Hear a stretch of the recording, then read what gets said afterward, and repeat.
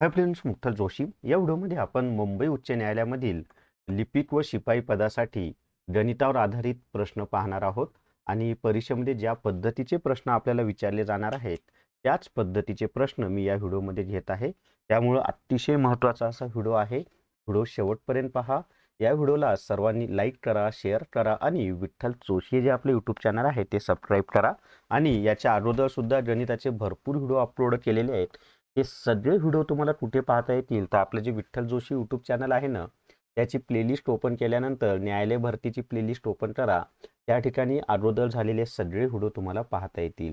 आणि जर तुम्हाला हायकोर्ट क्लर्क टेस्ट सिरीज घ्यायची असेल तर प्ले स्टोअरवरून विठ्ठल जोशी ॲप डाउनलोड करा आणि हायकोर्ट क्लर्क टेस्ट सिरीज विकत घ्या. याच्यामध्ये मुंबई उच्च न्यायालयानं लिपिकचे घेतलेले सगळे पेपर दिलेले आहेत. त्याचबरोबर 90 प्रश्नांच्या 10 फुल टेस्ट दिलेले आहेत आणि मी स्वतः काढलेल्या 350 टेस्ट यामध्ये तुम्हाला दिलेले आहे. टॉपिक वाईज टेस्ट निश्चितच तुम्हाला फायदा होईल आणि फी फक्त 200 प्लस GST आहे. तर प्ले स्टोअरवरून विठ्ठल जोशी ॲप डाउनलोड करा आणि हायकोर्ट क्लर्क टेस्ट सिरीज विकत घ्या. चला तर मग आता पहिला प्रश्न आपण पाहूयात. पहिला प्रश्न आहे पहा, एका चौकोनाची परिमिती 48 सेंटीमीटर आहे तर त्याचे क्षेत्रफळ किती? आता आपल्याला चौकोनाची परिमिती दिली असेल आणि क्षेत्रफळ विचारलं असेल तर सर्वात आधी काय करायचं तर त्या चौकोनाची बाजू काढायची. मग चौकोनाची बाजू बरोबर कशी बाजू काढायची माहिती आहे का? चौकोनाची बाजू बरोबर परिमिती भागिले 4. चौकोनाची बाजू बरोबर परिमिती भागिले 4. मग 4ने जर 48ला भाग दिला तर 12चा भाग जातो. आणि मग चौकोनाचे क्षेत्रफळ बरोबर काय म्हणत आहे मी, चौकोनाचं क्षेत्रफळ बरोबर 4 गुणिले बाजू. मग बाजू किती आहे आपली 12 आहे. सॉरी, चौकोनाचे चौकोनाची परिमिती 48 आहे तर त्याचे क्षेत्रफळ किती? आपल्या इथं चौकोन नाही चौरस पाहिजे होतं ते. मग चौरसाचे क्षेत्रफळ बरोबर 12चा वर्ग आणि ते किती येणार आहे 144 येणार आहे. लक्षात आले? बाजू आली 12 आणि मग चौरसाचे क्षेत्रफळ बरोबर 12चा वर्ग 144 असं ते उत्तर पाहिजे. इथं चौकोनाच्या ऐवजी काय पाहिजे होतं? चौरस पाहिजे होतं. टाईप करण्यामध्ये मिस्टेक झाली ती. ही चौरसाची परिमिती 48 सेंटीमीटर आहे तर त्याचं क्षेत्रफळ किती? परत एकदा सांगतो, आपल्याला परिमिती दिलेली असेल आणि बाजू काढण्यासाठी परिमिती भागिले 4 करायचं मग बाजू येते. मग चौरसाचं क्षेत्रफळ बरोबर बाजूचा वर्ग म्हणजे 12चा वर्ग 144. क्लिअर झाले? आणि चौकोनाची परिमिती बरोबर 4 गुणिले बाजू हा सुद्धा फॉर्म्युला लक्षात ठेवा. चौकोनाची परिमिती बरोबर 4 गुणिले बाजू, चौकोनाचे क्षेत्रफळ बरोबर बाजूचा वर्ग, असे दोन फॉर्म्युले तुम्ही लक्षात ठेवा. आपल्याला बऱ्याच परीक्षांना हे प्रश्न विचारले जातात. त्याच्या पुढे आता पुढचा प्रश्न आहे पहा, एका रकमेवर 3 वर्षांसाठी 8% दराने 2400 रुपये सरळ व्याज मिळते तर मूळ रक्कम किती? आता सरळ व्याज काढण्याचा फॉर्म्युला काय? सरळ व्याज बरोबर मुद्दल गुणिले दर भागिले 100. मग आपल्याला सरळ व्याज किती भेटते? 2400 भेटते की नाही? मग या ठिकाणी 2400 बरोबर मुद्दला माहीत नाही म्हणून एट्स लिहूयात. किती हे आहे कालावधी? 3 वर्षे. व्याजाचा दर आहे 8 भागिले 100. मग आता हे 100 भागिले तिकडे येऊन काय होणार आहेत? गुणिले होणार आहेत. हे 3 आणि 8 गुणिले आहेत, पुढे जाऊन भागिले होतील. म्हणजे आपण असं लिहू शकतो की 24 इथं लिहितो वाटल्यास 2400 गुणिले 100 भागिले, आता 8 आणि 3चा गुणाकार किती होतो? 8 त्रिक 24. मग 24 एक्क 24, 24 एक्क 24 हे झालं 100. मग 100 बरोबर 8. मग 100 गुणिले 100 केलं तर किती होणार आहे? या 100 वरती 2 शून्य देऊन टाका. मग ते येणार आहे 10,000 येणार आहे. किती येणार आहे? 10,000. सी हे तुमचं उत्तर येते. 100 गुणिले 100 त्याला 10,000 येते. सी हे त्याचं उत्तर आहे. मग मूळ मुद्दल किती होती? 10,000 होती. चला त्याच्या पुढचा प्रश्न पाहूयात आता. नेक्स्ट, एका वस्तूची किंमत 25% वाढवली आणि नंतर 20% कमी केली, अंतिम बदल किती? आता काय दिलं आपल्याला? एका वस्तूची किंमत 25% वाढवली आणि नंतर 20% कमी केली तर अंतिम बदल किती? समजा त्या वस्तूची मूळ किंमत 100 रुपये आहे. मग 100 रुपयाची वस्तू 25% वाढ झाली म्हणजे 100 अधिक 25 करा. त्या वस्तूची किंमत किती झाली? 125. मग जेव्हा त्या वस्तूची किंमत 125 रुपये होती तेव्हा तिची किंमत 20% कमी केली. मग 125चे 20% काढा. 125 गुणिले 20/100. 20/20 20/5 100. या 5ने 125ला 25/5 1,600. मग या 125 मधून 25 काय करायचे आपल्याला वजा करायचे. मग 125 - 25 केलं तर परत मूळ किंमतच भेटली की नाही. म्हणजे बदल किती झालाय 0% बदल झालाय, काहीच बदल झालेला नाही. क्लिअर झाले. हे त्याचं उत्तर आहे 0% बदल झालेला आहे. अजूनही आपल्याला प्रश्न पाहिजेत मित्रांनो, पण जर तुम्हाला हायकोर्ट पिऊन टेस्ट सिरीज घ्यायची असेल तर प्ले स्टोअरवरून विठ्ठल जोशी ॲप डाउनलोड करा आणि हायकोर्ट पिऊन टेस्ट सिरीज विकत घ्या. याच्यामध्ये शिपाईचे झालेले सगळे पेपर दिलेले आहेत, मुंबई उच्च न्यायालयाने घेतलेले सगळे पेपर, प्लस मी स्वतः काढलेल्या 150 पेक्षा जास्त topic wise test full test यामध्ये दिलेले आहेत. निश्चितच तुम्हाला फायदा होईल. चला त्याच्या पुढचा प्रश्न पाहूयात आपण आता नेक्स्ट. पुढचा प्रश्न आहे पहा. हे एक्सप्लेनेशन चुकलेलं आहे बरं का, वरचं टाईप मी सांगितलेलं बरोबर आहे तुमचं. एका व्यापाऱ्याने वस्तू 800 रुपयांना विकली आणि 20% तोटा झाला तर खरेदी किंमत किती. म्हणजे एक वस्तू 800 रुपयाला विकल्यामुळं 20% तोटा झालेला आहे तर खरेदी किंमत किती. मग आता खरेदी किंमत आपल्याला माहिती नाही. आता या ठिकाणी पहा, जेव्हा खरेदी किंमत 100 रुपये असेल तेव्हा 20% तोट्याने विकली, मग 100 मधून 20 गेले, 80 रुपये काय होणार आहे विक्री किंमत होणार आहे. मग खरेदी किंमत किती असताना विक्री किंमत 800 रुपये होणार आहे. लक्षात आलंय. मग आता तिरकस गुणाकार जर आपण केला तर काय होणार आहे ते 80h बरोबर 100 गुणिले 800. 80 गुणिले पुढे जाऊन भागिले होतील. मग h बरोबर 100 गुणिले 800 भागिले 80. आता इथं पहा 0 0 कटला, 8 10 80 आणि 100 गुणिले 10 केलं तर 1000 आपलं उत्तर येते. तर त्याची खरेदी किंमत मी 10,000 लिहिले ते 1000. खरेदी किंमत किती झाली 1000 झाली. सी हे त्याचं उत्तर आहे 1000.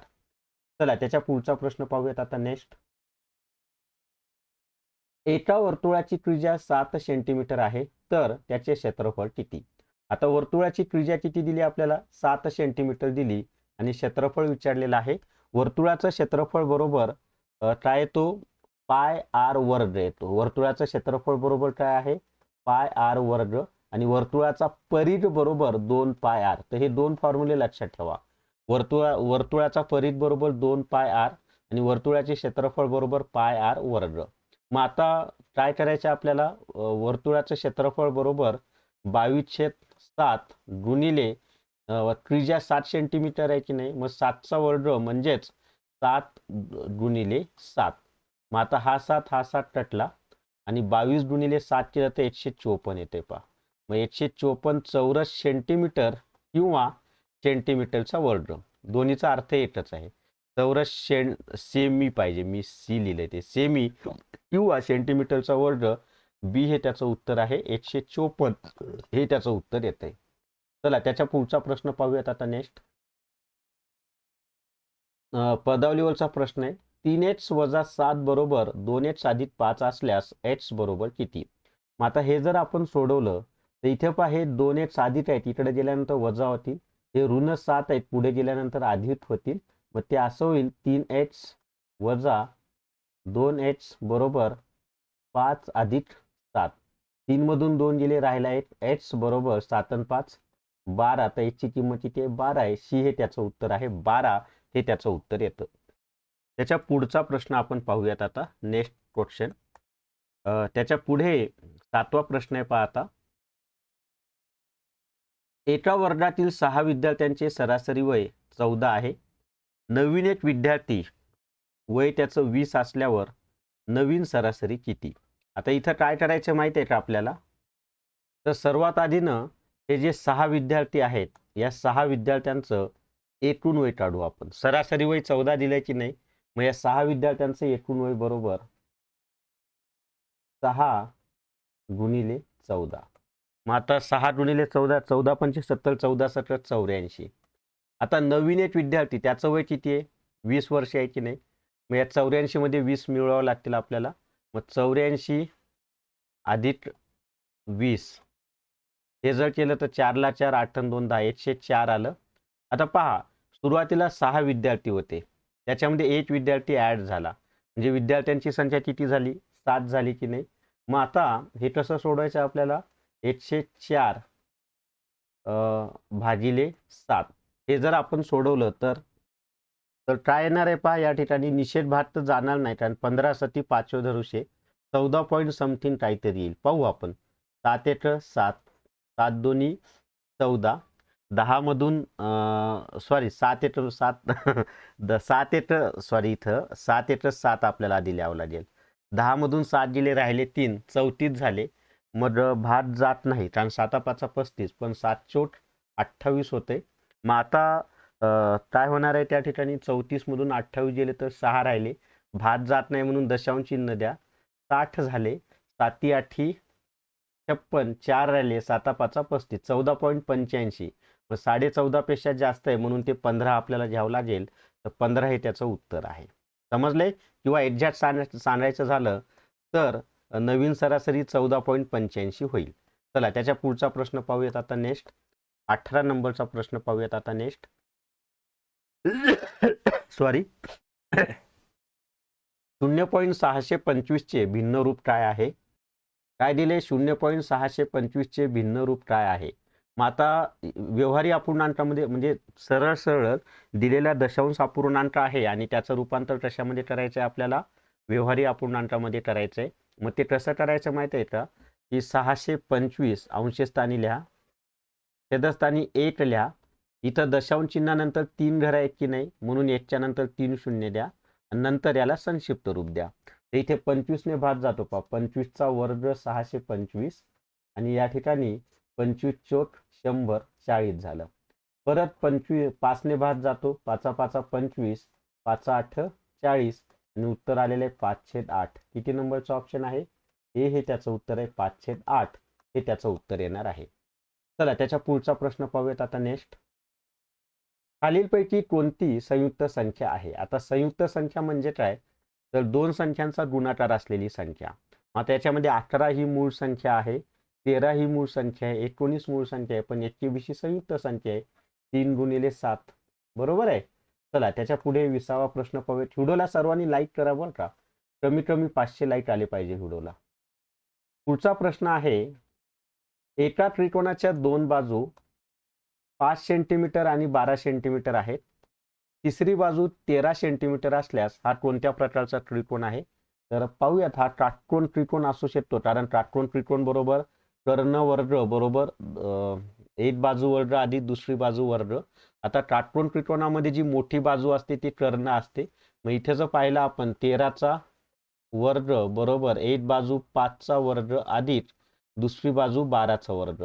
मग 13चा वर्ग 169, 5चा वर्ग 25, 12चा वर्ग 144, 5 आणि 4 9, 4 आणि 2 6 म्हणजे 169 बरोबर 169 म्हणजे बरोबर आहे. हा काटकोन त्रिकोणच आहे. काटकोन त्रिकोण म्हणजे समकोन त्रिकोण. तर सी हे त्याचं उत्तर येणार आहे. आणि जर तुम्हाला हायकोर्ट रेकॉर्डेड व्हिडिओ कोर्स घ्यायचा असेल तर प्ले स्टोअरवरून विठ्ठल जोशी ॲप डाउनलोड करा आणि हायकोर्ट रेकॉर्डेड व्हिडिओ कोर्स विकत घ्या. याच्यामध्ये ना याची फी फक्त 500 प्लस GST आहे, पण 400 रुपयाचे 2 कोर्स मोफत दिलेले आहेत. एक आहे न्यायालय भरती ई बुक आणि दुसरं आहे हायकोर्ट क्लर्क टेस्ट सिरीज. आणि याच्यामध्ये कॉम्प्युटर, अंकगणित, बुद्धिमत्ता चाचणी, मराठी व्याकरण, इंग्लिश ग्रामर, इतिहास, भूगोल, राज्यघटना यांचे रेकॉर्डेड व्हिडिओ दिलेले आहेत. निश्चितच तुम्हाला परीक्षेमध्ये फायदा होणार आहे. आणि न्यायालय भरतीमध्ये तर फायदा होणारच आहे, त्याचबरोबर तलाठी भरती असेल किंवा इतर विभागाच्या सुद्धा भरती होणार आहे, त्यामध्ये सुद्धा याचा फायदा होणार आहे. तर या व्हिडिओमध्ये एवढीच माहिती. या व्हिडिओला सर्वांनी लाईक करा, शेअर करा आणि विठ्ठल जोशी जे आपलं यूट्यूब चॅनल आहे ते सबस्क्राईब करा. Thank you very much.